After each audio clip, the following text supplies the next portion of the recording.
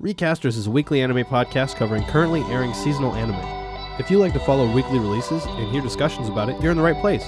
If you enjoy series reviews and previews, then be warned. Spoiler City straight ahead.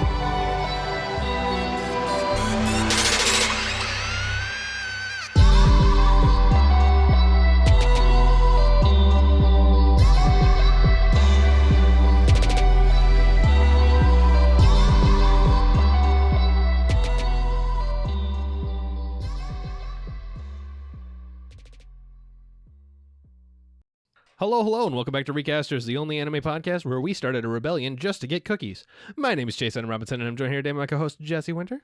Why is there only oatmeal raisin left? That's the best one. Welcome once again to another week of this podcast that you're listening to right now. Or are you? Well, yeah, in order to hear that, they would have had to have been listening to it at that time. Is anybody ever really listening? Don't make me think about things. I'm not here for that. This is the part of the podcast where we talk about anything and everything that interests us. We're going to talk about all the stuff that we've been up to this week that we feel like is worth talking about. So if you're only here for the anime discussions, the timestamps are going to be in the description down below. Although I've heard from many people recently that the post intro is the best part of the podcast. So it might actually be the only part of the podcast. The rest of that is actually just stuff that we decoded from one of those Russian numbers stations. We figured out what they were saying, and we read it all back to you, and that's all that is. Yeah, the Russians this whole time have actually only been broadcasting live anime reviews as episodes air. And that's how we decide which shows to watch, is because it's the ones they're talking about. Yeah, we just want to understand. All right, I've been watching something. No, you haven't. What is it? If you look up on the board, it says E. It does. I don't know what that means. I didn't want to spoil it. Oh, okay. Is it Evergarden, Violet? No, I have not watched Violet Evergarden. And one of my friends beats me up every time I see him because I haven't. I was going to say, you might not want to say that too loud into the microphone. I don't think it looks very interesting, and I'm going to eat those words someday. Yes, I'm sure you'll watch it and be like, what was I doing? I know. It's one of those ones that every time I think about watching it, I'm like, oh, God, I don't know. And then it's probably going to I'm going to watch it and I'll be like, this is one of the best shows I've ever watched in my life. It's definitely not a show you want to sit down and have a fun time watching. You got to be in the right mood for that show. Dude, fair. Much like the show that I'm watching right now. Which is Neon Genesis Evangelion.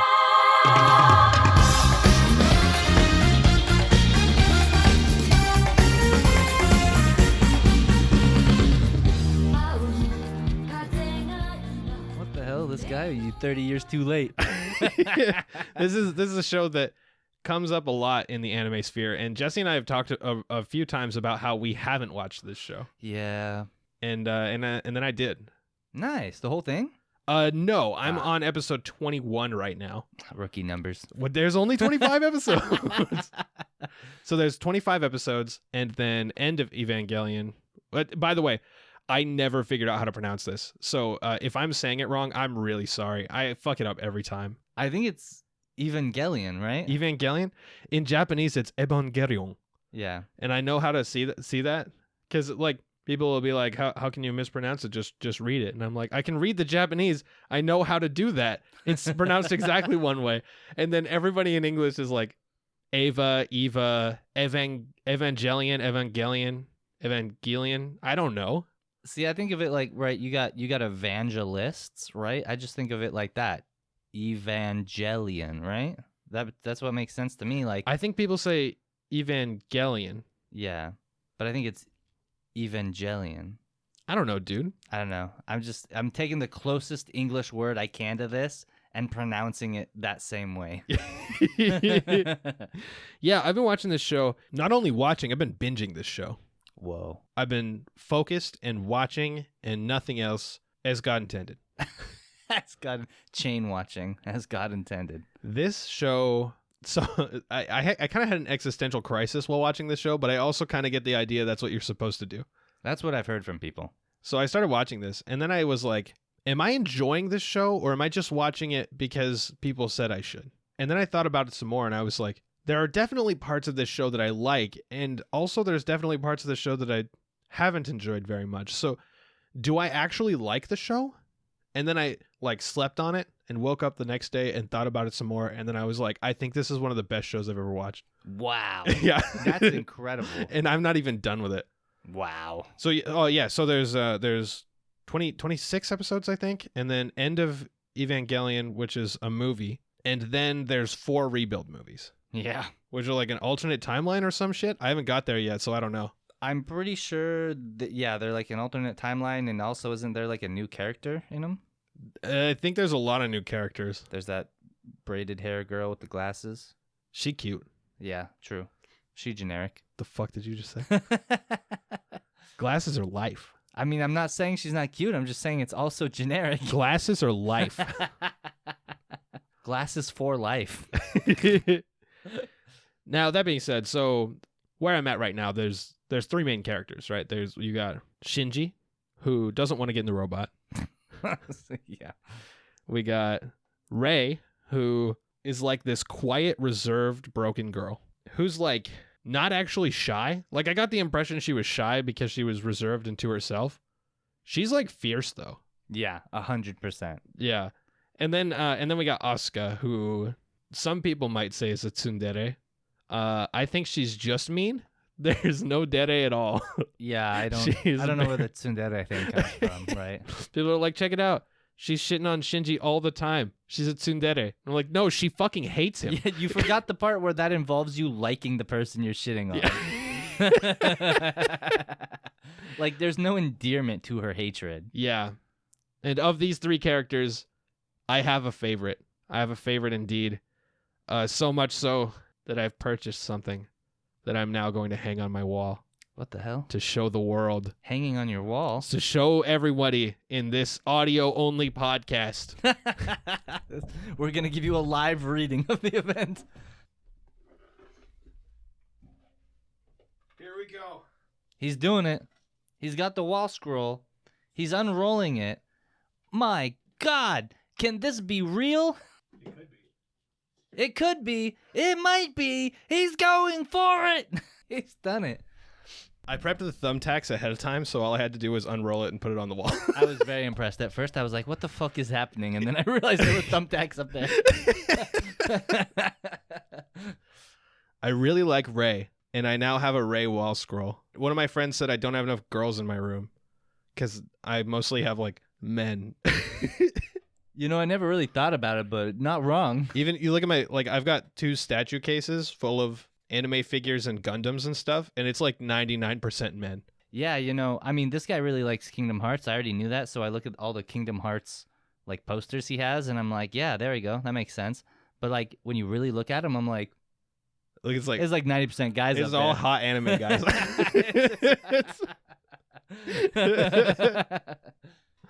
So there I am. There's a big argument in the community on whether Rei or Asuka is better. And honestly, if you think Asuka is better than Rei, you have no taste.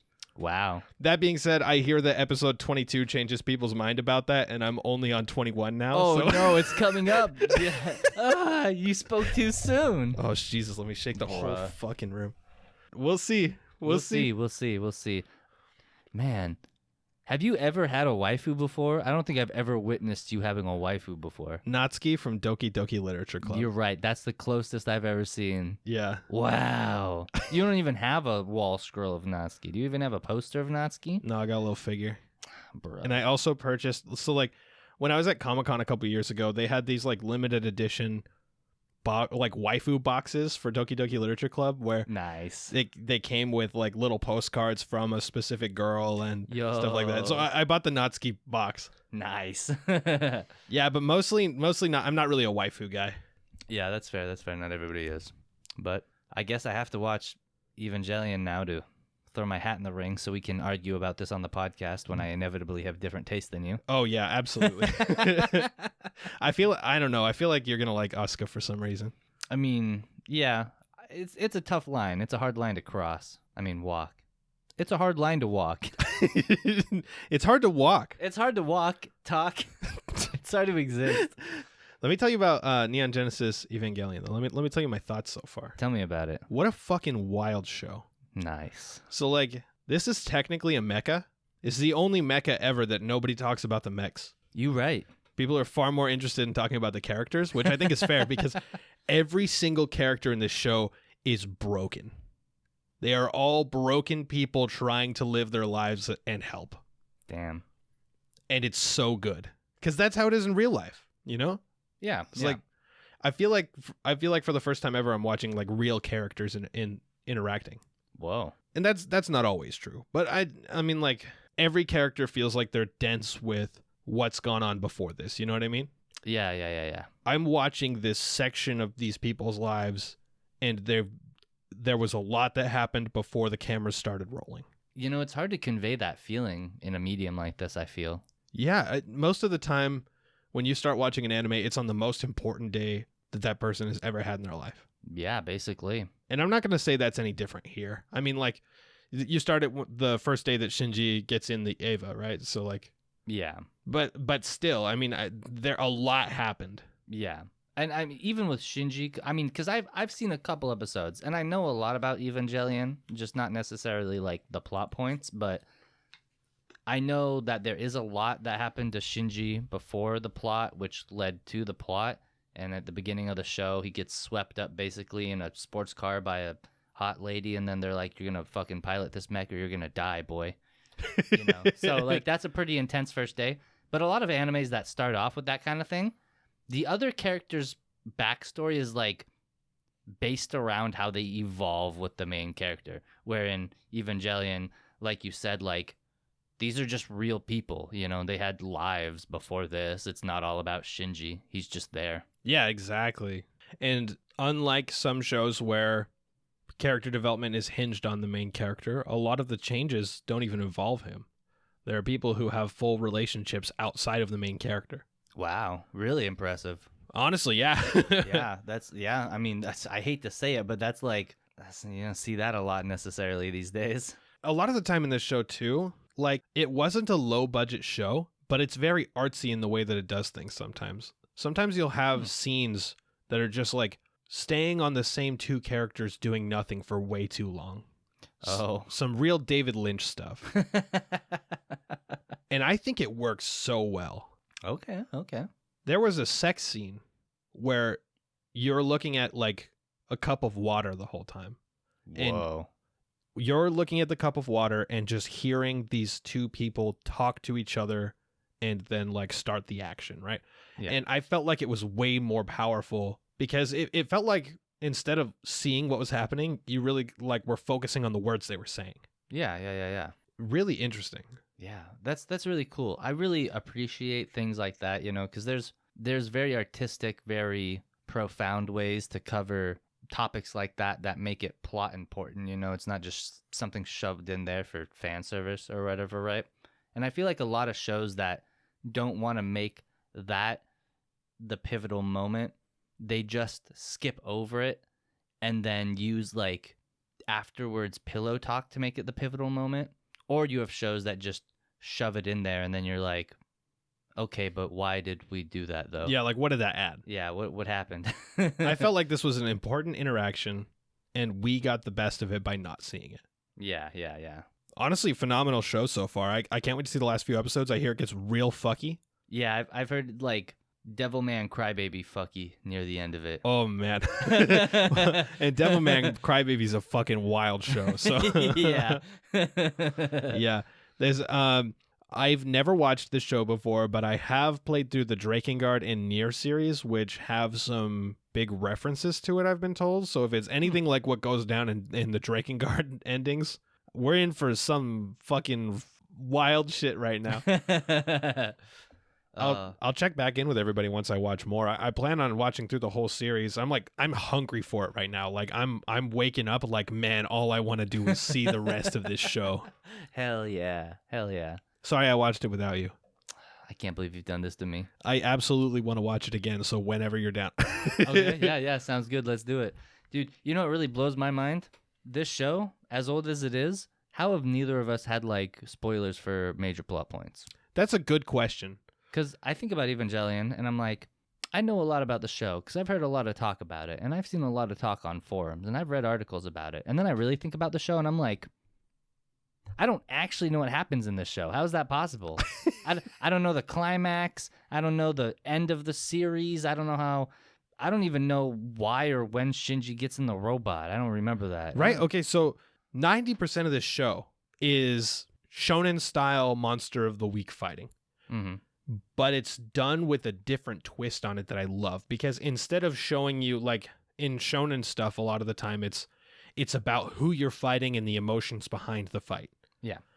In this, it's about the mental effect that it has on the characters. Oh, that's really cool. A lot of this show is about the human condition and the state of the mind during traumatic events. You know, that's something we don't really get these days anymore. Mecha anime, I mean, I feel like Evangelion is the epitome of that, right? I don't know, wait, is epitome a negative connotation? It's the pinnacle of that, right? But a lot of mecha shows from that time, they were not about the mechas necessarily. The mechas were a vehicle. They were a vehicle for a story about political strife. Yeah, absolutely. And interpersonal interactions. And I mean, like, if you ever watched some of the OG Gundams, it's like people living their lives, and then they're like, oh, I gotta get in a mech because there's some dude attacking our base now. Right, yeah. A lot of the original mechas were about the political drama behind it, and about, almost every Gundam series, the moral behind it is war is bad, right? Yeah. Both sides lose when war happens. War bad, people die. Oof. Yeah. You just summed up the entirety of Gundam. And I've been watching a lot of Gundam. But the other ones that I've been watching recently, I'm going to throw this in here also. I've been watching with my buddy Kalen. We've been watching through Code Geass, which I actually didn't even know was a mecha. Really? Yeah.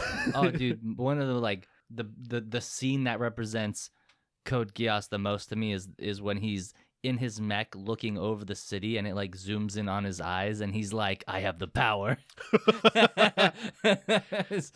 So I think in Code Geass I'm on episode like 13, 14 now. Okay. Out of like 50. Yeah, that sounds about right for that time period. It was two 25 episode seasons, and then there's a movie that just came out a couple years ago. Wow, only a couple years ago? Yeah. That's wild. And that show's really, really cool too. But it is, I mean, if this wasn't called Code Geass, if instead they were like, Gundam Triple Geass or something like that, I would have believed it, right? Yeah. Like, it's another mecha about politics. And the biggest difference is it's a mecha about politics with Light Yagami as the protagonist. Accurate. With Eva, it's more of a mecha deconstruction, because it's not about politics. It's not about politics, like, basically at all, at least where I'm at. It's about aliens attacking the Earth. And then about how this affects people mentally. It's less about, I guess it's less about their emotions and more about their mental state, right? Yeah. Is Evangelion a mecha deconstruction? The Madoka Magica of mechas? I think so. I think you could definitely say that, yeah. Fair enough. Mechas, like, man, there's some interesting stuff that I found out recently. So I've watched through the original Gundam series.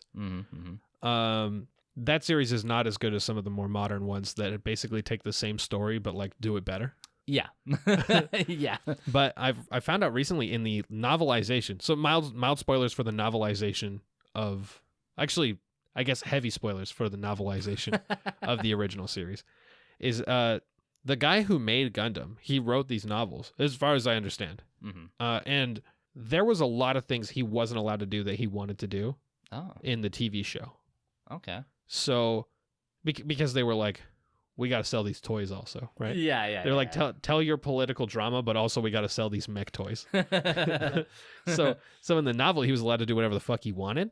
And Amuro dies. Like, Amuro is the main character. Yeah. He dies like 2/3 of the way through the story. Damn. Because he wanted to make sure everybody knew that no one was safe. That's crazy. That's awesome. Yeah, it's super cool. That's rad. Wow. Oh, well, when we get that anime? You're probably not. Damn. So basically what I'm trying to say is I guess I'm a mech guy now. What a wild transformation. between Gundam, Code Geass, Eva, and 86, I'm a mech guy now. That's some boomer talk you got going on. Oh, now Jesse, That's me. you've also been into something from around the same time period. I have something that's just about as old. Something we've talked about many times on this podcast, but you've made more progress. I have indeed. I have continued to journey forward through the Stone Ocean.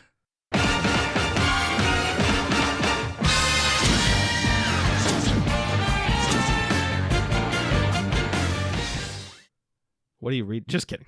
What are you reading? Tell us about Stone Ocean. Okay, Stone Ocean. Where was I last at when I talked about this? Dude, I don't know. It's been a few weeks. You were still I saying remember. White Snake back then. I was still saying White Snake back then. I also had just Jolene had just entered the ghost room, and you'd seen the people sitting on the piano. Yeah, That was the that's last thing right. I talked about. Okay. You sent me a screenshot of a character, so I assume you know this character now. Yeah. So I have now fully met Weather Report. Oh, nice. Okay. Yeah. I've been enjoying Weather Report. Oh, and the other guy. Yeah. I'm not even sure they've said his name. Damn it. They might have said his name. I just don't remember if they did or not. I'll have to double check. But I know he's the father at the prison, and I know that he met Dio in Egypt, and that's how he got his stand. And I know that he's trying to avenge Dio and get the notebook that tells him how to get to heaven, and that's why he stole, Jotaro's stand and memories, and he was actually after the memories and not the stand. Oh, yeah. And even before all of that, I've now been introduced to Foo Fighters, maybe one of my favorite Yes! JoJo characters. That's my favorite one. Damn, dude, I love Foo Fighters. She's the one I've been waiting, where you were like, I know all of these Joe Bros, and I was like, there's like literally one more. Dude, this might be one of the best Joe Bros ever, because it's like Foo Fighters is like the Iggy of this arc, but not bad, right? It's like if you had done Iggy right, you know what I mean? Yeah. Because it's literally just like amoeba and planktons, like a conglomerate of all these microbacteria that had been giving sentience, consciousness. Oh, dude, Like, she's what the so fuck is good. going on? Yeah, dude, I love her so much. And how I love the aspect that she like got the memories of the body she took over, but like doesn't understand how to translate those memories properly, right? Like Yeah. with the baseball scene, she grabs the baseball and she's like, "Whoa, I know that. That's a baseball. Yo, check it out. Why are you throwing the baseball? What's that all about?" It's funny. It really makes you think about the things people are actually doing. Right? And also, she's just ridiculous. Oh, she's so good. It's one of my favorite things is, so actually when when I was reading part 6, then the character that Foo Fighters takes over, like the person, Yeah. the body, like I remember sending a screenshot to my buddy and being like, man, kind of weird that this character died already, because she super looked like she was supposed to be important. Like this character looks like somebody that's like designed to stay around. Like, and he hadn't read it in a long time, and he's like, "What are you talking about?" And I was like, "What?" And he's like, "Isn't that a main character?" And I was like, "No." And he was like, "Okay." And then like one chapter later, I was like, "You were right." You're right about that one. Oh yeah, dude. It was I can feel that, because when I was reading that whole scene in the swamp with the bomb and Foo Fighters, you have all these people, and there's that girl, whatever her name was, and Jolene and Hermes are all like, "We got to figure out who the infiltrator is. We got to figure it out." And I'm looking at this person like, it's obviously this one. Like, they're the only JoJo-looking character in that group. What are you talking about? This character looks like a main villain straight out of part 3. Oh my god. Yeah, dude. So you've seen Foo Fighters? You've seen the main villain? Yeah, Foo Fighters main villain, Weather Report, Jumpin' Jack Flash. Have you seen the pink-haired one? No, I have not been introduced to the pink hair one. I mean, I saw her sitting on the piano, but I have not been introduced to them yet. Yeah, him still. Him, but yeah, sorry, my bad. I don't fucking know, dude. They're like, "Hey, this manga's taking place in an all-women's prison. Also, there's a men's ward attached to it." Okay, most of the characters are actually men still. Okay, thanks. Question mark? Oh my god, you're in for some crazy shit though. I'm excited, dude. They're still at the prison, right? Yeah. I was just thinking, I was like, there's no way this stays in the prison. Like, we have already been fully introduced to who I assume is the main villain, and he's like shown himself to everybody already. You cannot be staying inside the prison and continuing this arc. You said you're like what, like 50 chapters in? Yeah, I think I just got to chapter 50, something like that. So you're about 1/3 in, I think. Oh, okay. Yeah, I knew this part was a little shorter than the most recent parts I read. I think it's about the same, like 150-ish, 160. Close to part 5, but part 3 was like 170 chapters. Part 3, yeah. You know what's funny is that part 3 in the anime is longer than part 4, but in the manga, part 4 is longer than part 3. You're right, actually, it was, wasn't it? It was like 180 something chapters or something. Yeah. That's weird. Yeah, right? To be fair, there's a lot of stuff I would cut out of part 4 if I made it in anime too, so I feel it. I just feel like they should have cut more out of part 3, but I also don't disagree with that. Oh man. Yeah, part 6, yeah, my third favorite part still. Okay. Yeah. Third favorite? Yeah, that's fair. Man, where would I put it? I don't know. It's kind of tough to judge at this part. It might be around the third favorite for me too. Nice. Yeah. I think so far it might be top 3, part 2, part 3, part 6. Yeah, that's fair. Mine's 7-6 for top 3. Well, I haven't gotten to 7, so that's not fair. Yeah. That's enough. I look forward to getting to part 7. If I don't get to count 7, then it would be 2-6-5. Okay, fair enough. Yeah, I respect that. Part 5 is really good. I do like part 5. That'd probably be my number 4. Nice. Nice. Dude, I'm really excited that I get to watch the airing of Stone Ocean. Oh yeah. That's going to be really cool, especially since I'm like reading it. I'll probably, when does it drop? I don't remember. Sometime in December. I should probably know that, but maybe when it drops, I'll start reading it and just like I'll read them both on and off, right? Read some chapters of the manga every week, watch the new episode or however they release it. Just get to part 7. Fuck you. Fuck, bruh, come on. Let me enjoy it. No. Let me enjoy JoJo. No. Here's what you should really be hyped for. You're hyped for the part 6 anime? Yeah. Cringe. You should be hyped for the part 9 manga. Okay. Sure. Yeah, I'm hyped for that. That's coming out within the next year. Is that really coming out? Yeah. Damn, dude, this manga never ends. It's the next One Piece. Because part 8 is done now. Wow. We've talked about this on the podcast, I'm sure. I don't know anything about JoJo. I should probably start reading. So I've been watching something that also aired this season. I've been watching Digimon Ghost Game.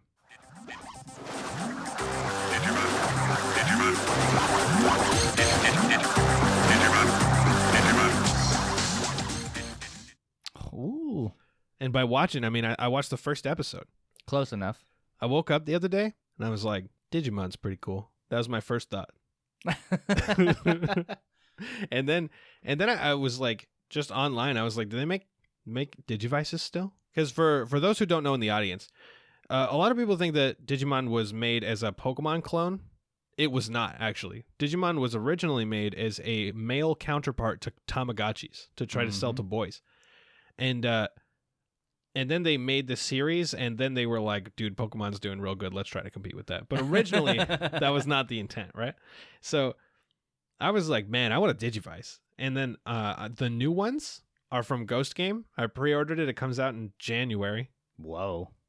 And it's basically a Fitbit with a Digimon in it. Whoa, that's crazy, dude. Right? I was like, this is fucking rad. That's the future, man. That's propelling. It's literally a watch. Like, it tells the time on it and everything. You strap it to your wrist. It tells the time. It counts your steps for the day. And then you can also interact with your Digimon. Dude, why would you even get a Fitbit when you can get a Digivice? The only reason, because I have a Fitbit right now that I use to track my sleep, and the Digivice does not track your sleep. Oh, man. If Digimon gets on that, they're going to be top of the game. If they create a Digivice that also tracks your sleep and your steps, I'm selling my Fitbit.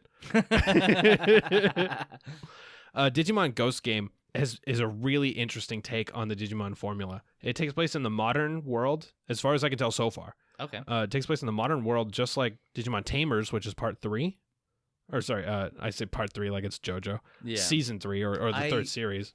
Oh, never mind. Okay, yeah. 3's the best one. I will humbly disagree, but go on. Jesse likes season 4 Frontier, Yeah. which is the one where they turn into the Digimons and is infinitely lamer than the other ones. It's infinitely cooler because it's basically magical girls cross Digimon. And it's an isekai. Yeah. It's totally fucking wild. I love it. But part 3, I mean, season 3, come on, man. It exists in a world where Digimon is a popular series, and then the Digimon start coming to life. Look, that's really awesome. I also love a good reverse isekai, but I like part 4 better. Yeah, you're wrong. Yeah, so Digimon Ghost Game is like, there's these holograms coming to life everywhere, Mm-hmm. and also it's a horror series. What the fuck? Yeah. Yo, I'm sold. So in the first episode, there's this like time wizard guy who's like this giant time golem looking thing. He's like got a clock for a lower portion of his body, and then the upper portion of his body is this like big muscly ogre with a hammer. They used polymerization on Time Lord with the wrong monster. and so this guy shows up and he'll go, Nanji desu ka? And he'll be like, what time is it, right? And no matter what you say, he hits you with his hammer and starts sucking time out of you. What the fuck? And it ages these people into like elderly, almost corpses that are on the ground, and they have to be hospitalized. And he walks around like, I'm taking your time.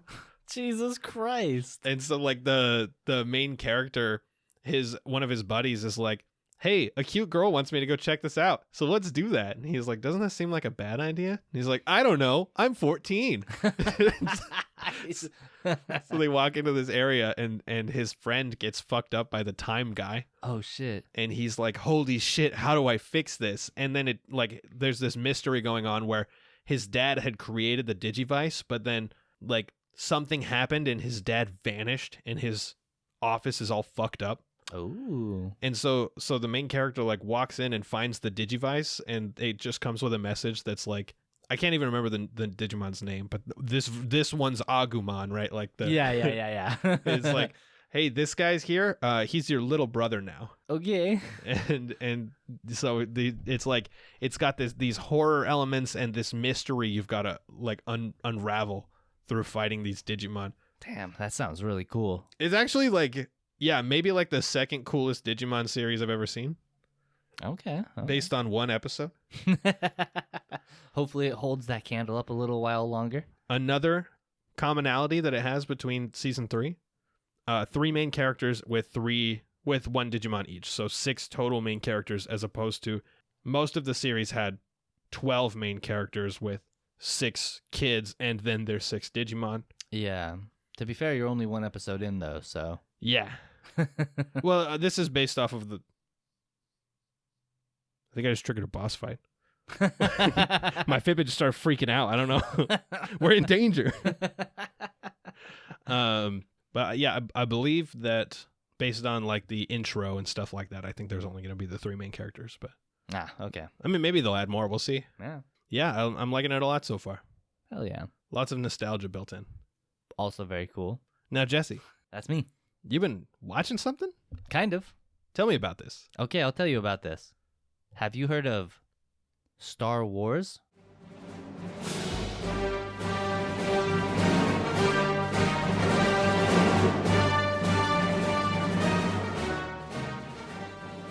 Star Wars? Is Yeah. that some kind of Star Trek ripoff? Yeah. It directly rips off Star Trek. Don't watch it. A bad Polish knockoff. Well, have you heard of anime? What the fuck is anime? Is that some kind of Chinese cartoon? Yeah, exactly. It's a Taiwanese knockoff of Johnny Test. I knew it. So, Disney has done a thing. I guess what I understand is that they hired a bunch of popular anime artists or studios, I guess. Yeah, studios. Well, they hired the studios, but I think they were going after specific artists because the title of every episode, each episode. Okay, so let me backtrack a little bit. Star Wars Visions is Star Wars, but done by anime studios, and so they hired these studios, but each episode is a short story. They're only about 17 minutes long, so maybe just over half an episode on some of them. And every episode's title has a specific artist's name. I think it says something like written by or created by, something like that. So I think they were after specific artists or writers to get stories from them specifically, and then they would hire a studio to do that entire episode. And every episode is done by a different writer and studio.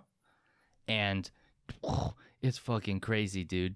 It's like, it's such a weird way to view Star Wars, because while they seem to have access to all the creative, products, all the intellectual properties of Star Wars that you could ever want to have and use, every episode sticks with the theme of old traditional Japanese tales. Yeah. At least so far. I guess except for the Trigger one is not so much. The Trigger one is very Trigger. I want to watch that one because I like Trigger and not because I like Star Wars. Let me tell you, when you watch it, you're like, this is just Trigger with like spaceships and lasers. That's literally all it is. Like, it's just ridiculous. I can't describe it. They've got an Imperial class Star Destroyer in that thing, and then they've amalgamated it. It's not even What? It's not even Star Wars. I can't describe it. You just have to watch what they do. It's like, what have you done, Trigger? What episode is it? Episode 3. Cool. That's the third story, yeah. And I'm only halfway through the fourth one. I'm probably gonna restart watching it. I had to cut out halfway through that one, but it's just wild. And it's really cool. Every episode is just so wildly different with the art style. They've all been beautiful. They've all been full, fleshed out, like very touching stories as short stories, and it's really just, it's something else. Are they canon? I'm gonna say no. Okay. The first one, very cool. I love it. It's literally like an old Edo period Japanese town with a samurai and then a warlord and his bandits show up, except they have laser guns and lightsabers. That sounds sick. It's really fucking sick. It's actually, so far, the first one might be my favorite just because of this dope-ass fight between two lightsaber wielders. I'm not going to spoil any more than that. That's what I wanted Joron to be. Yeah. That's also basically what I wanted Joron to be. So I guess this is just making up for Joron. Now, I will say that while this series so far has tried very hard to shove every anime trope into this Star Wars universe that they can, I'm assuming that Disney forced them to cut back on some stuff to be, family friendly or whatever jazz, because you get things like the classic anime panty shot, except it's like battle armor dress with battle armor leggings underneath it, so it's not actually a panty shot, but you can very clearly tell that like that's how it's stylized. Interesting. Yeah, it's very weird but very cool at the same time. All right. Well, I'm glad you're enjoying that. Maybe I'll have to watch it. I'm not a big Star Wars guy, but it sounds cool. I've heard from Star Wars people that if you're looking for Star Wars, it sucks. Yeah, I would say that it's not Star Wars. If you're looking for like Star Wars, this is not it for you. But if you enjoy Star Wars and you like anime, then you're gonna really like it because there's nods to Star Wars in there without being Star Wars. And if you don't like Star Wars but you like anime, you'll still really like it because it's anime with lightsabers and laser guns. When do the mechs come in? Because as established earlier, I'm the mech guy. I don't know. Maybe they show up.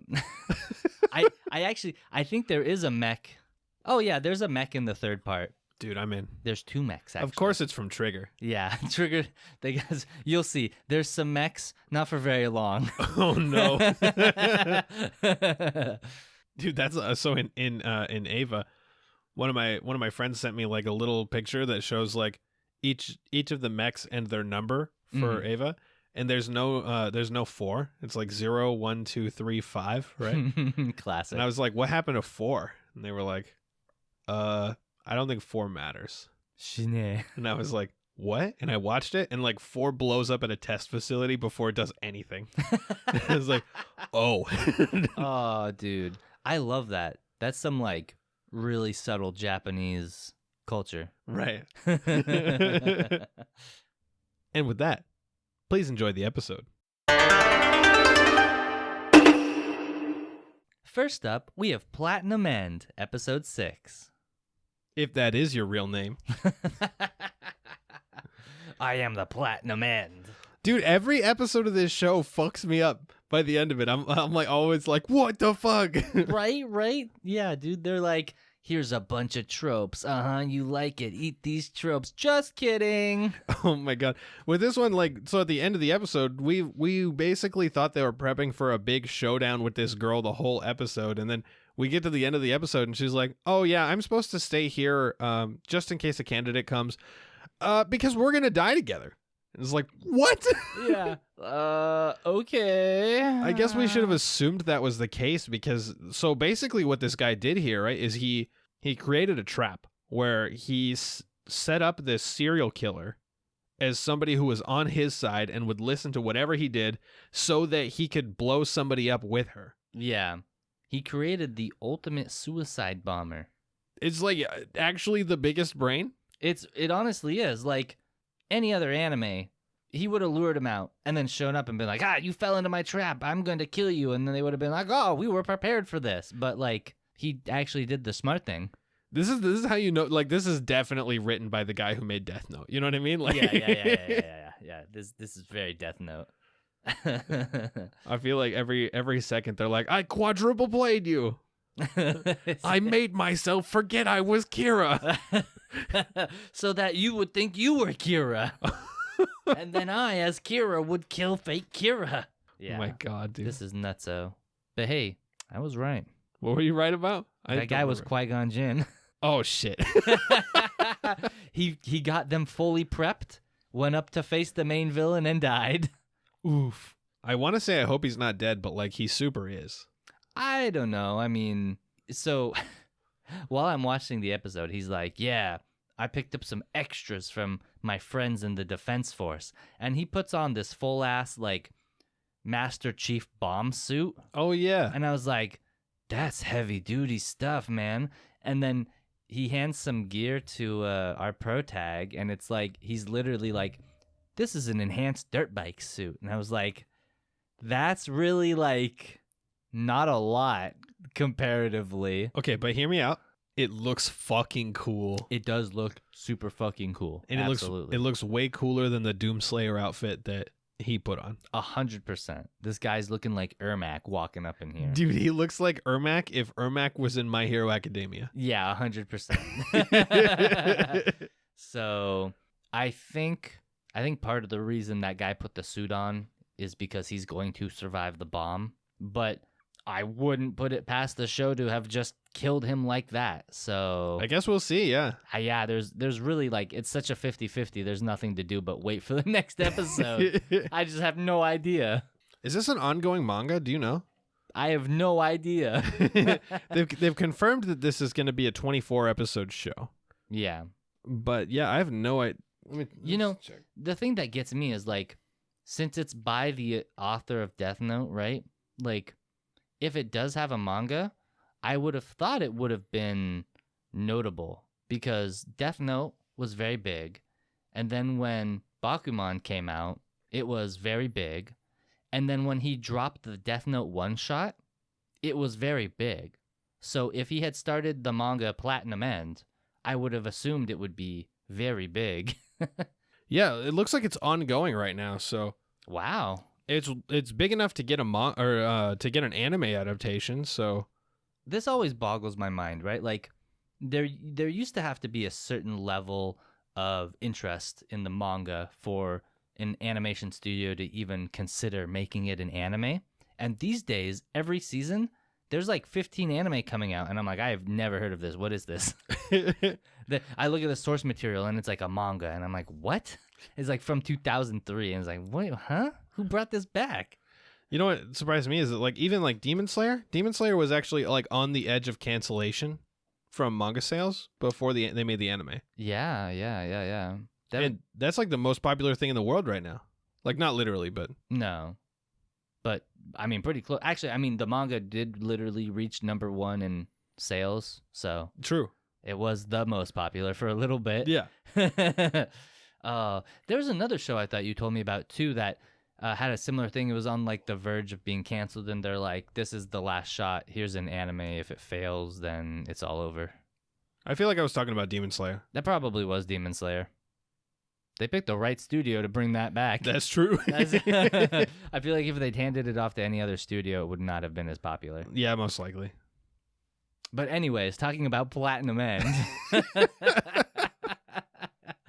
I do like that this Qui-Gon Jinn guy, he was like, oh yeah, I don't have the red arrow anymore, so Yeah, I do. Yeah, even better. Like, so I feel like he warmed up for this because at the end of last episode and the beginning of this one, he's like, I guess you don't need a white arrow when you got a knife.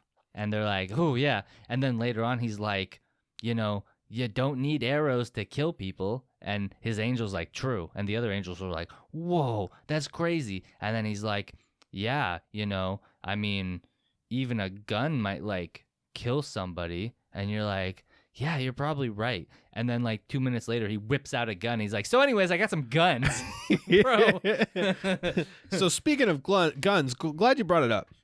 Dude, and the way he says it, too, he's like, yeah, I got some hand-me-downs from some contacts. Pulls out a box with a gun and ammunition. Like, bro, put this in a little bit of context. I assume a majority of our listening base lives in America. We live in America. And in America, guns... very prevalent. You see guns, ammunition all over the place. In Japan, basically illegal. Not even the police generally ever have guns. You have to be like a really high-level detective or in the JSDF. Yeah. So, like, for this guy to just be like, oh, yeah, I got some contacts and whip out some guns, like, bro, what? What are you talking about? The contacts were the Yakuza. The Yakuza. He did say he spent all his time red arrowing, like, really important high-level contacts, but, like, how'd you even get... I guess you got wings. You could just fly near them, but, like, bro, you're doing some risky stuff out there. He's like, yeah, I red arrowed the... Minister of Japan or whatever. Dude, imagine if he did though. All he'd have to do is red arrow the Minister of Japan and the Emperor, and like he has access to anything he wants. Yeah, absolutely. I also really like the scene this episode where we see Mirai like have a nervous breakdown over the thought of killing somebody, and I feel like this really enhances his character, right? Yeah. It was like I feel like a lot of characters in this like strain of character, right? We'll see them. They're like the nice guy characters where we've got the Deku and the Tanjiro and this kind of like super nice protagonist guy, right? Yeah. But I like Mirai's take on it, where he's a depressed nice guy, right? And so we watch him, and instead of the normal thing of them like standing up for themselves and being like killing is wrong, we watch him like fucking break over the idea of it. Yeah. You look unimpressed. I don't like Mirai at all. I hate this character trait so much. You're right. They do him very well, and they show his character personality very well. And I hate this personality, and I frustrates me very much. I think he's written very well. I like him a lot. Yeah, I think he's written very well, and it makes me dislike him that much more because he's written so well. He's so true to life. It just it frustrates me. It's like he's like, oh, killing is wrong, and I hate killing. It's so bad. And then the dude is like, okay, Metropoliman puts a white arrow to this girl you love's head. What do you do? And he has like an aneurysm, and it's like, dude, you're just going to get everybody killed. You're like, I hate killing. Killing's so bad. Yeah, your actions are going to get everybody killed. Do something. So here's what's about it. Here's what's gonna happen, right? This guy blew up. He's dead.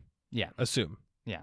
Metropoliman shoots Saki in the head with a white arrow. Yeah. And from that point forward, Mirai is just gonna fucking snap, and he's gonna kill a lot of people. Dude, I really hope so. Because I've seen animes where I thought that was going to happen, and instead the character didn't change and was still the same dumb character who let everybody die. Very frustrating. And somehow they came out on top. I don't understand. I don't know. We saw What the fuck's the main character from Mirai Niki's Yeah, name? what the fuck is his name? Hang on. Yuki Teru? Yeah, Yuki Teru. That's right. Yeah, so we see Yuki, like, he reaches a breaking point and starts killing people. Absolutely. And that was one of my favorite parts in Mirai Nikki. So we'll see what happens with Mirai. Yeah. Whoa, wait a second. Stop. Don't say this like it's a connection we haven't made already. All right, this is where we have to include something very important because we're dumb and we keep forgetting to say stuff like this in the intro. There's no episode of 86 this week. Yeah, next segment, we're jumping right to Demon Slayer. So they technically released a special for 86, but it was just like we skimmed through it. It's just some of the, I think they were the actors, the voice actors. I don't even know. Reacting to some of the show and then showing off the new toys, and I don't care. Yeah, I was very unimpressed. So we'll talk about 86 again next week when they give us something to talk about. Hoorah, wait for it. Next up, we have Demon Slayer, Season 2, Episode 4. AKA Season the Movie Train. In this section, we get highlights such as Inosuke crawls violently at somebody. I enjoyed that very much. That was very good. We also get to see The Matrix. What? Pardon me? I like these segments where it would just show like what's going on in the dreams, right? And then it would cut back and just show them sleeping on the train. And I was like, yeah. this is what they do in The Matrix, right? Yeah, you're right. Actually, that is The Matrix. they're like doing a fight scene in the Matrix, right? And they're like beating the shit out of each other, and then it just like pans back and it shows like Keanu Reeves just like ugh. Just like mildly sitting uncomfortable. In a chair. Yeah. Sleeping. that was just like I was watching that and I was like The Matrix. Ah, I see. Yes. We even had that one Matrixy scene where the guy who was in Tanjiro's subconscious, he's like walking around in the water pool, and then the thing just like collapses and turns into like a bottomless pit. Yeah, it's very Matrixy. I do love the scene when they're walking through there, and he was like, "Why would you bring me here?" And the little Tanjiro sprite is just like, "We're nice." Yeah. Oh, they're so adorable with their flaming wiggly hair. Yeah. Yeah. I think it's made out of light, but yeah, same thing. Something like that. What happened in this episode? Everybody was asleep. Yeah, me too. Sleeping. I was also sleeping. After everybody was sleeping, Tanjiro was awake. Oh my god, the Sakuga in the scene where he fights the train guy though is so goddamn good. Now he was asleep 50% of that fight, but it was still fucking gorgeous. Zenitsu is asleep for 100% of his fights, so. That's true. Oh man, I just remember, so like, because Jesse and I we've watched through the movie already, right? So while we're watching this, then we chat a little bit while we're watching, because mostly it's like a refresher on what happened. Yeah, I remember I was in the middle of saying something to you, and then that fight started, and I just like stopped talking. Yeah, he did. He was like mid sentence, and then he was like, "Oh," and he just zoned out into the TV. I was like, "Hang on, hold up, I gotta watch this." And then it was just the rest of the episode. I don't even remember what I was gonna say. I don't even remember what you were saying. Yeah, dude, that fight is really killer. I love it. The animation is beautiful. I love one part that gets me every time. I love watching this scene. It's the second time he puts him to sleep while Tanjiro is running at our baddie here, and it's the longest. It's the portion where he's asleep the longest, and he starts to stumble. And he's very close to falling off the train. He's got 1 foot left on the train as he's like falling off the side. And then he wakes back up and he stumbles back into position and does this angled sort of stumble run into a sprint. And it's so well animated, you know, because in a lot of anime, he'd be like falling off the train and then he'd wake back up and he'd like triple backflip back onto the train, land in a perfectly straight position, and then run in a perfectly straight line at him just because cutting costs and looking cool or something like this. But this looked way cooler. It looked way more fluid, and it looks just so real because, you know, that's you would stumble back onto the train. It's not, you know, he's not a pro. He's not the greatest fighter in the universe. And so while portraying him as a great, well-trained fighter, you still see the very human aspects of him. You know what other anime that does that really well that this reminds me of? What? Samurai Champloo. Yeah, absolutely. Ooh, I love that show. Where like Samurai Champloo is also very good at showing like the fluid movements in the animation, right? You see every step taken. Yeah. It feels so real. The fights feel so on key. Yeah. Just like God of High School, where they literally choreograph the fights. Oh my god. Very cool. I do think that like even looking at the art style and stuff, you can see a little bit of inspiration in the Demon Slayer, at least the anime. You can see a little bit of the inspiration coming from Samurai Champloo. I think with like the thick line art and stuff like that. Yeah. I totally agree with that. Actually, I never really thought about that, but I do totally agree with it. And if you think about the three main people's fighting styles, they kind of remind me of the three main guys from, it's two guys and a girl, but from Samurai Champloo. I don't think I ever watched far enough to see her fight at all. Well, she's kind of like Zenitsu in the fact that she doesn't really fight, but she pulls off some pretty creative things that require a lot of ingenuity to kind of get out of situations. So Okay, yeah. kind of similar. I also really enjoyed the part of this episode where Tanjiro goes around just knocking there's the three children that are like, you don't know how hard we've worked to get here. Yeah. I just want to not be sad. And then, I like nice dreams. And then he like smacks him in the back of the head. Yeah. And for some reason, this reminded me of Shark Boy and Lava Girl when Shark Boy is like singing that song from Max and he's like, dream, dream, dream, dream, dream, dream. He's like doing crazy like kicks and shit. I'm like, yeah, dude. Fair enough. Okay, I see it. That's what Tanjiro did. Can somebody make an edit of Tanjiro singing that song while like karate chopping these people in the back of the head?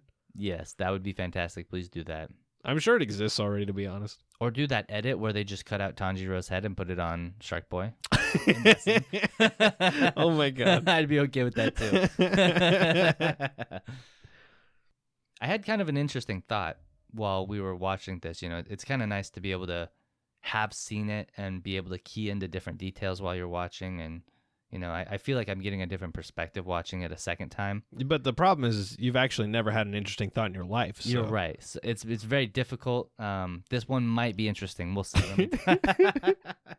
So Tanjiro, when he wakes up, he notices that there's a faint demon scent coming off the ticket. And that keys him in, you know. And then he sticks his head outside the train and he's like, wow, there's so much demon smell. This is crazy. How did I not notice this demon smell before? How did he only leave a faint demon scent on the ticket that activated his demon arts? How is that possible? And I was thinking about it. And the first time we watched the movie, I was just like, strong demon. Okay, so he's got big smell, but he can do a lot with just a little bit of his demon blood art. And then I was thinking about it this time, and I was actually thinking this whole train is just him, so he just smells him the whole time. And that's why the scent on the ticket is so faint, is because he's already just smelling that smell the whole time. He just thought the demon smell was the smell of the train, because it all smelled like that. Because the demon's the train. I was like, oh my God. That's like such a subtle, like small thing. That's actually really cool. Yeah. Wild. I also like the part where he becomes the train and he's just got this like long brontosaurus neck. Man, do I hate that. Boy, does that like give me the willies. And you know, like previously I was like, wow, the CG looked so bad in that movie. And like looking at it now, I'm like, if you see the CG blend to the like animated, like 2D animated head, right? So he's got the CG neck, the CG like viscera. Yeah. And it looks really, really jarring, and I think that's intentional. I gotta wonder if it is intentional, because they do so well with the CG on everything else. It's like, how'd you mess that up? I don't think it was messed up. I think you look at that and you're supposed to go, ugh, that looks fucking gross, right? Yeah, no, I agree. Because I do. It does. It looks very gross. It's very horrifying, and I hate looking at it. So don't. Just turn off your eyes, forehead.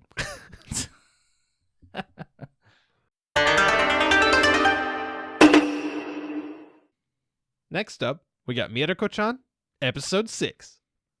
I did it.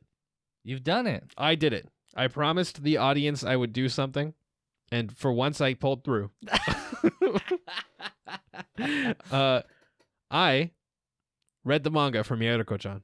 Wowie. I read all the way up to where last week's episode ended, which coincidentally also covered this week's episode.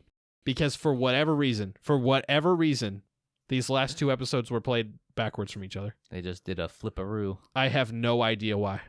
Do you think last week's was played before this week's because it was a continuation on the new character who was introduced in the episode before that one? Okay, maybe, but hear me out on this one. Okay. First, I want to say the anime is better than the manga. Nice. For several reasons. But one of them is that in the manga, that character was introduced in the episode or in the chapter where she confronts Miko. Okay. She is not seen at all before that. Oh, So, bro, what? yeah, so in the anime, knowing that they were going to add her, they sprinkled her out throughout the episodes before that, where we see her in passing a few times or see her in the background doing stuff, right? Yeah. And I felt like that built up so much more for that character's anticipation, right? Yeah, I agree. Absolutely. Especially like seeing that she's supposed to be one of the 3 main characters. Yeah. Wow. You know, that really makes sense because the way they sprinkled who throughout, like, you could have just removed those interactions and nothing would have changed. Right, yeah. But it would have made it a little more jarring when she got introduced later. Yeah. So wow. Yeah, I'm impressed. Very cool. Thank you, anime. Another cool thing is I actually just think that the scares are better in the anime. And I think that's maybe a given. Not necessarily because, I mean, Junji Ito's manga is a lot better than the animes they've made for it, stuff like that. But in this case, I think the addition of the music that they're able to add and the pacing that they're able to do, when I was reading it, a lot of the time I felt like if I was forced to look at things for longer, they would have gotten tenser. But because I was going at my pace, changing the pages, a lot of the scares felt a little bit less earned. Yeah, that makes sense. And I haven't read the manga, so I don't know the art style on these creatures. They're very creepy in the anime, so if they are able to jack that up in the manga, that's very cool. But the style of horror they're going for in this series is not really something that the style of manga welcomes. Just, I think partly because what you said, you know, with the amount of time that you're forced to look at something in the manga, you can just skim through it, while in the anime you're forced to feel the tension of these situations by having long drawn out pans on these monstrous creatures just hovering over Miko. Yeah, absolutely. And there's also like I'd say the monsters are probably equally as terrifying in the manga, but a little bit less impactful. I think also being able to hear, like, the way they do the voices and stuff for them is very good instead of just reading it. Yeah, I agree that the sound design for those monsters is like peak. Yeah, absolutely. And so I just feel like the anime is overall just an enhanced version of what we see in the manga. Hey, I'm good with that. Yeah, I mean, that's like as it should be, right? Like, yeah, as God intended. As God intended. We got Jujutsu Kaisen and Demon Slayer and Mieruko-Chan, the perfect examples of the best manga adaptations. The ultimate trilogy. It's like it's a pick 2 chart, right? We got shonen, horror, and like wholesome characters, right?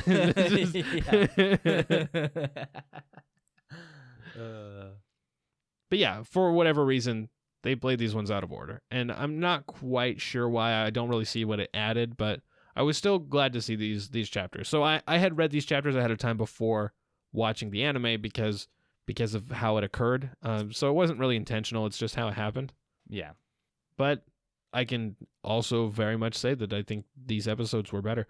Some maybe minor differences that I liked better in the manga is I don't remember the and I'll say I like better, but like that's not necessarily true. I think they're both cool, but the ghost in this episode that was like eating the small ghosts, right? Yeah. I don't remember her cooking them on Hana. I did enjoy that quite a bit. Yeah, but there were a lot of panels where she was just walking around, and I remember, like, and again, I could be wrong on this, could just be misremembering, but I remember her fingernails extending out and just stabbing a bunch of these small things and her like shoveling them into her mouth. Ah, okay. Yeah, yeah. To be honest, I thought that's what it was going to do in the anime, so Yeah. I'm not really sure which way is better because cooking them on Hana was funny and I enjoyed that, but like it would have been kind of terrifying to just see her like shish kebabbing all these little creatures and scooping them up. Yeah, exactly. So like I think I literally like both of them, Yeah. even though they're mildly different. There you go. It could be good to be one of those things that, enjoy both at the same time, be able to reflect on the differences and kind of get a different perspective from both. Yeah. Now, something I will say about this episode is I think this episode was really important in the way that, like, after the old lady was able to, like, scope out what's up with both Miko and Hana, then seeing an episode in the day of Hana's life, I think was very important for us to see. Yeah. Now that we know about her aura and stuff, right? Definitely. Seeing how this shit affects her. Yeah, it was really cool. I thought it was really insightful too, especially like the small where she eats and she charges up Yeah. her energy. Right? Yeah. No wonder she's eating all the time. Right? I thought that was a cool little explanation for it. Also, she can eat 12 pancakes and still be hungry in the morning, which is very impressive. This monster. I also was a teenager once, and I still didn't do that. Yeah, right. I might actually eat more now than I did when I was a teenager. I definitely ate more as a teenager, but not that much more. Jesus. I definitely ate worse as a teenager. Like that. I definitely would have eaten 12 pancakes for breakfast. Dude, 12 pancakes sounds really good right now, though. Honestly, I might go to IHOP. No, I'm not going to, but I was going to say, let's go to IHOP after this. if I knew I wouldn't put on 10 pounds from it, I would go to IHOP and eat a bunch of pancakes. It's like 11 o'clock at night right now, but like, let's go to IHOP. Yeah. How late is IHOP open? Are they 24/7? I don't think so. Not the one by my house anyways. Sad. Denny's is, but I don't know if they're open. Denny's also sucks. A Denny's nearby closed. I don't know what's real anymore. Help. I like the dynamic where, because in Japan most of the dogs are small dogs, then everybody assumed Chico was a small dog. Yeah, and the name too is Chico, right? It's like small child, yeah. right? And then like even when I was reading it in the manga, I was like, oh, I can't wait to see this little puppy. And then she comes out with like a full-size golden retriever. I was like, Jesus Christ. Another thing I want to say that I feel like the anime enhanced here is hearing that child cry. That was like a very real cry. Yeah, that was heavy. Like I thought some real shit was about to go down. I think that's the point, right? That's what they wanted you to think. Yeah. What a great episode. Oh, gosh, yeah. I think this was my favorite episode of the show so far. This might be one of the best episodes. It might be my favorite. I think the dad episode was also very good. Oh yeah.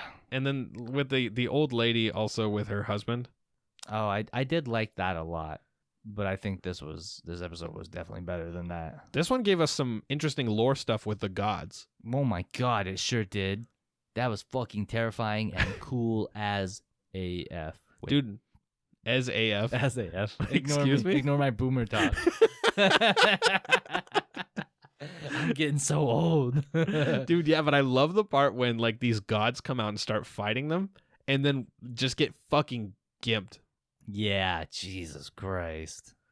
There's like I guess it's the same thing with like when Miko got the really, really powerful beads and then they snap immediately, right? Oh yeah. Where they're like, this isn't gonna go how you think it's gonna go.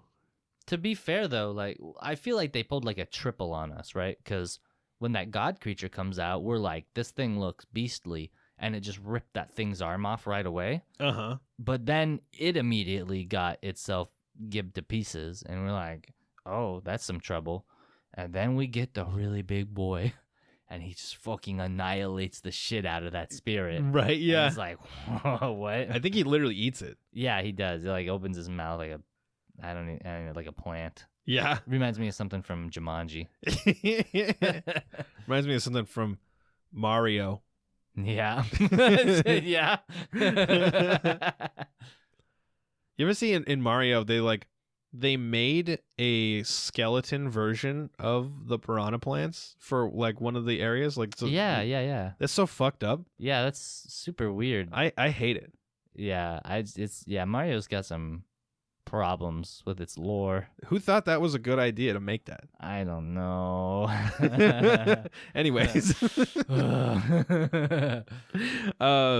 the small gods I think they're gods. Like that's kind of what they hinted at, right? Yeah. The smaller ones, the two paired ones, those were fucking cool. I really like those. Yeah, they were. They were super cool. I love their designs. It was both simultaneously like traditional spirit lore looking kind of stuff, but it was also like futuristic alien Gantz style stuff. Yeah, absolutely. It definitely looked like they were like, let's make these traditional like spirit maiden god things, but also make them horrifying. Yeah. And well, there's a lot of things I really love about it, and two of them are kind of similar, and it's just it's the subversion of standard concepts, right? So first off, like usually gods are these, big. We make them out. People make them out in recent stories to be like big, beautiful, like human-esque, like really kind, loving, and these were like the most foreign, alien-looking things. Like they kind of looked like kitsune. You can see why people would mistake them for foxes, but they were not at all a fox in any way, and they were terrifying. But at the same time, we also saw really in the earlier episode with the cat, we saw a nice, very clean, pretty human spirit with some nice, clean, pretty cat spirits. So clearly, spirits can look like that, and these gods do not look like that. No, these at are all. very different. Yeah. I love the picture that Hana takes, right? I think the biggest thing that I was sad about here is that like in the manga you get to see the picture through Hana's eyes and then also through Miko's eyes. So you see like the beautiful picture that Hana takes, and then you see Miko's take on it where it's just like fucked up and awful. Yeah. Oh yeah, we also got the inclusion in this episode of like and I think they've been doing this a little bit throughout the whole thing, but they had just the little thing where they were picking out the pastries, right? And Oh yeah. we got it at the beginning where it was just the raw version, and then at the end where with Miko Vision, right? Mm-hmm, Where the thing's like, let me out. Oh, I really like that a lot too. The first time I saw it, I was like, what is she doing? Like that episode where we saw her and she was staring at the TV, we're like, what's wrong? We're like, is that a spirit thing, or like what's going on? And now when she gets that look, she's seeing spirits, but I guess I don't know exactly what it is I'm trying to say, but I like how what's going on without knowing what's going on, and so it leaves you guessing the whole episode, and then they drop it at the end, so it's sort of like a simmering pot the whole time. Yeah, and what I'll say also is, again, the stuff she saw on TV did not happen in the manga. I felt like that was a good addition. Wow, really? Ooh, yeah. Yeah, it was like that chapter just starts out with her at the vending machine going, oh, I got to get a soda for my brother. Ooh, empty. Yeah, I'm glad they added that TV stuff into the anime. Yeah, I really feel like I know technically, oh, it didn't happen in the manga, so it's filler, but I feel like it's really them just like padding it out in the right kind of ways, right? Yeah, and I don't really like that idea that just because it didn't happen in the manga, it's filler. Like, I mean, the anime doesn't have to be the exact same thing as the manga. It can be I think anime is a good opportunity for them to tell a little bit different of a story, right? Like, maybe you really love the story, but you're like, but what if this had played out instead, right? Yeah. So I think it's solid additions. No filler here. Yeah, exactly. Now, the real question, though, is what's your favorite Mibli movie? That's a tough one. I really like Demoned Away. Yeah, that was my favorite, too. I also like, what would they say for instead of My Neighbor Totoro is like My Next Door Totoro or something like that? Yeah, it was like My Closer Next Door. Oh, Torororo. Torororo. Torororo. my next door Torororo. I really appreciated also that from the manga translation that I read, at least, it was exactly the same in the anime. So. Oh, I was wondering about that. I appreciate that a lot. Yeah, so they said Mibli instead of Ghibli, just like in the manga, and then Demoned Away, and the same thing with the Totoro, right? Is the same all the way across the board. I was like, damn, that's impressive. Yeah, like Japan likes to do on the nose references like that, but like that's just so on the nose. It's like you didn't change anything hardly. You know what I mean? Like I bet you in the Japanese they changed like one kanji. Dude, in the manga for Jujutsu Kaisen, in like a flashback arc, Gojo straight up makes a reference to Digimon. What? Yeah. He just like says Digimon or something? Yeah. Bro. He name drops 2 named Digimon and says, "Oh, so it's like these Digimon." Oh my god. Yeah. Only in Japan you can get away with that. Right?